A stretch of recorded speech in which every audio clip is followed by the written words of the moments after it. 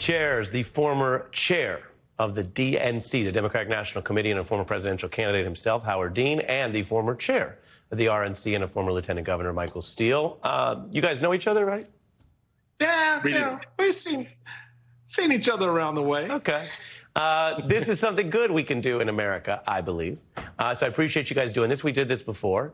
Michael, I start with the side-by-side we showed, which people may not realize is both unusual and something that has the Republican Party paying attention. Other candidates yesterday getting plenty of live coverage, but not Donald Trump on his first return to Washington, combined with this larger split. What do you see here?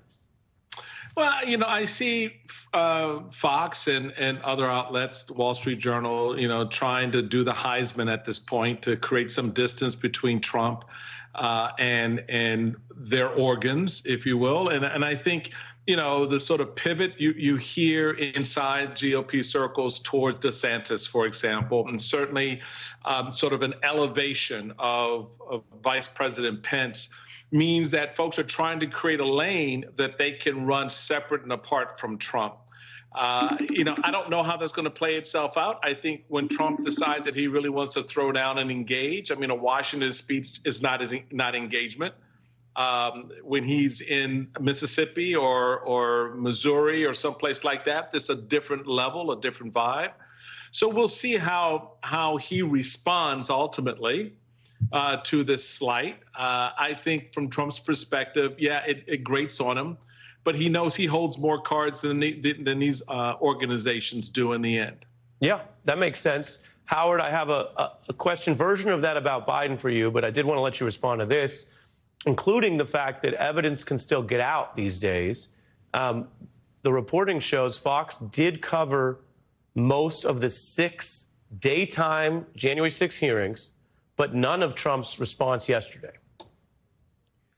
Yeah, I don't think the Murdochs have ever been too subtle about what they want to do. And I think it's pretty clear that the polling evidence shows, and I've actually said this, I think the last time I was on the show, and I rarely say things like this because they often come back to bite you, but I hope Trump is the nominee because I think we have a great chance of beating him in 2024. So we'll see. I think now a bunch of Republicans are starting to come up with that. But the problem for the Republicans is that he's still got a huge influence in the Republican primaries. Fortunately for us, he's managed to allow a whole bunch of crackpots around the country to get nominated for important positions that we're now likely to win. I was looking at a projection that now shows that the Democrats will win the Senate fairly easily. So, he's doing damage to his own party now more than anything else. Yeah, you lay that out. And I mentioned in the setup how much public opposition there is within even diehard Republicans who may be extreme in other ways, primary voters, to Trump. The only person facing worse intra-party standing than that, according to the polls, is Biden.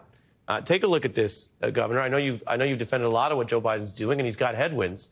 But 75%, you see, 75% when asked writ large, Democratic primary voters, should it be anyone other than Biden, OTB, Governor? That's the reaction. Your response?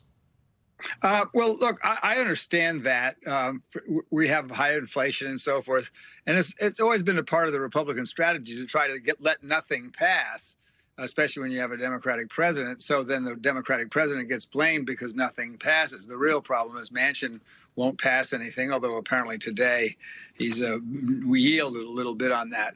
I think Biden's doing a good job. I think a lot of the number that you just read is young people who want a lot more and real change. And I think he's going to have to deal in a serious way with student debt if he wants to have the kind of turnout that he's going to need in the 2022 races. And he's, I think, getting there slowly, but it needs to happen sooner rather than later. So you think status quo doesn't work for Biden? Something's got to change for him.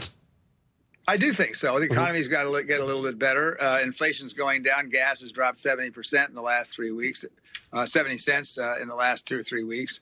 But I do think the student debt is absolutely critical. He's got to get young people to the polls, and that's the issue that will motivate him.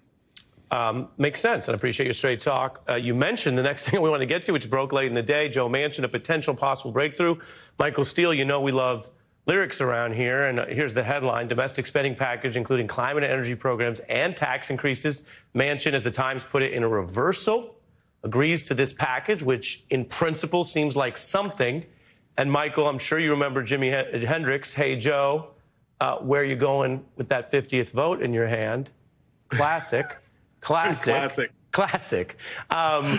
And I will just say, the last time I caught up with you off air, Michael, you were discussing what it takes and the difficulty of pushing someone like Manchin, who, whatever one thinks of him, is in a state where being blasted by whatever you want to call it, Democrats or liberals, out of his state does not hurt him, which makes it tricky. And yet at times he has seemed like he doesn't even know what he wants.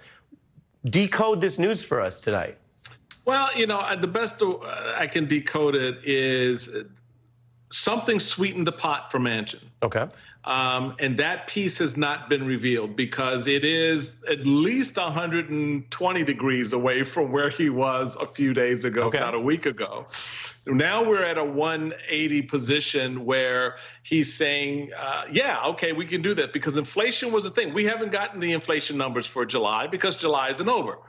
All right, so that was the bar that we had to cross the last time, a week ago. Now we seemingly have crossed it without any mention of it in this latest round. So clearly something sweetened the pot. What I think sweetened the pot goes back to the broader question of the numbers showing that there is some level on the ground where Democrats can hold the House. And let's start ranking up some wins here, people, which the chairman in me goes, duh, should be doing that all along.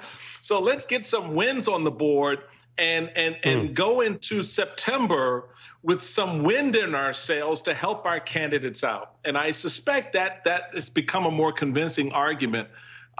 We'll see what that sweetener was, but it would not surprise me if that was at least some of the sugar pellets that were on the table that Manchin could see that, obstructionism is not the way you're going to win this November.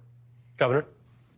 I agree with that. And the caution I would say is, first, Joe's been known to change his mind at inopportune moments. And second of all, where is Kyrsten Sinema, who has also been a major problem for the Democrats in the Senate?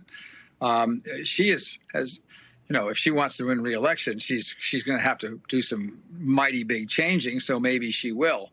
But I agree. There's something, a deal was made. We don't know what it is yet, but we're almost certainly going to find out. This is Washington, where everybody can't resist talking to reporters when they shouldn't. Well, and Michael reminds us, Manchin's public statement was, he couldn't do this because of the inflation. Well, that hasn't changed at all. So it is interesting what else is in this. But you both seem to see it as a potential breakthrough. The Democrats, Biden folks may have found something.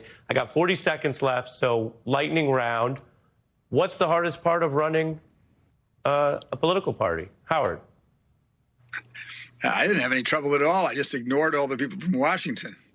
Michael? I didn't have any trouble either. I got 65 House seats and 700, 800 state legislative races by ignoring the people in Washington.